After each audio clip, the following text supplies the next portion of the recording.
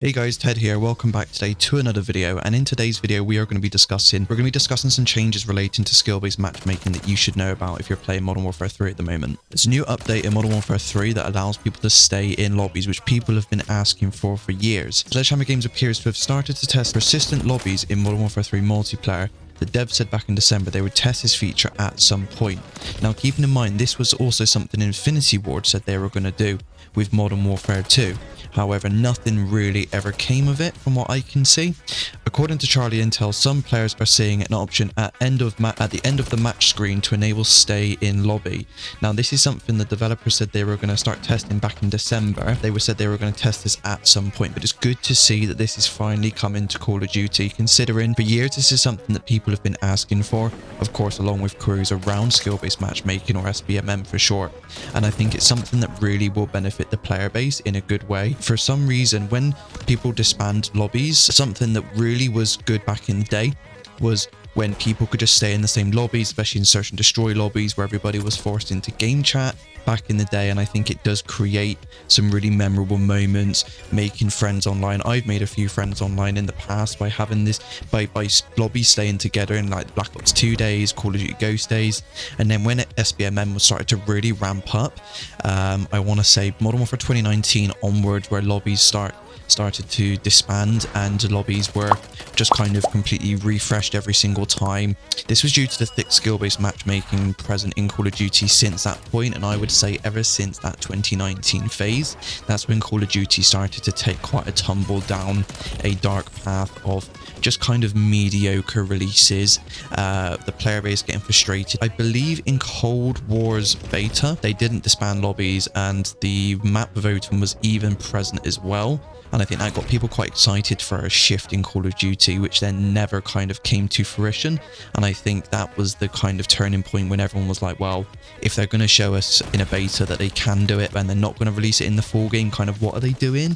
And I think this is why XDefiant is kind of the upcoming thing, and everyone is quite excited and passionate about it, because one of the big things is no SBMM, no disbanding lobbies. So I think Call of Duty do need to do something here, because if they continue down this trend of just not really listening to feedback, granted on MW3 a lot of feedback has been taken into consideration, but on this particular game I think it's definitely a win, don't get me wrong, but I think they need to implement this permanently.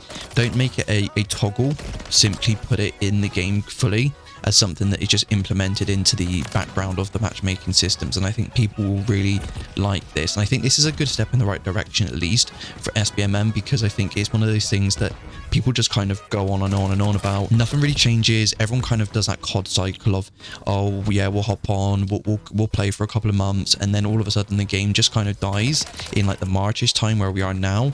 And then people are like, oh yeah, what's the next COD? It's the typical COD cycle. And I think SBMM is definitely one of those things where it really doesn't contribute well to this.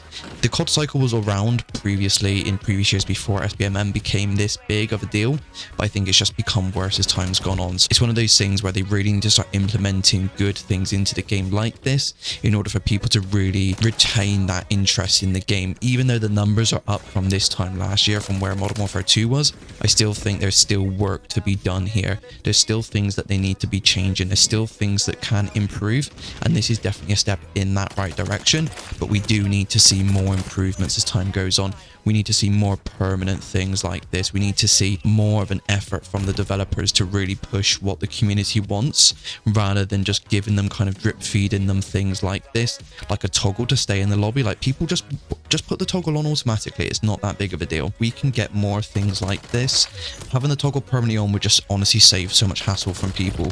Now, there was something like this in Modern Warfare 2, if you recall, where you could have the option to potentially stay in the lobby, but it was a bit of a kind of a mediocre thing that didn't really work very well, and no one really ever took notice, because by the time it came into the game, 90% of the player base had dropped off anyway, and were playing whatever was kind of the hot thing at the time. So but yeah, overall I think this is a really good step in the right direction. Let me know what you guys think down in the comments below. Is this something you kind of want to see stick in the game? Is this something you want to see permanently on in the game? Let me know. I'll do more videos like this as well as we kind of move along, and if there's any more updates from skill-based matchmaking or any multiplayer Modern Warfare 3 type news that comes out, guys, leave a like if you enjoyed the video, subscribe for more. Be sure to let me know what you thought down in the comments below of this, and I'll see you in the next video.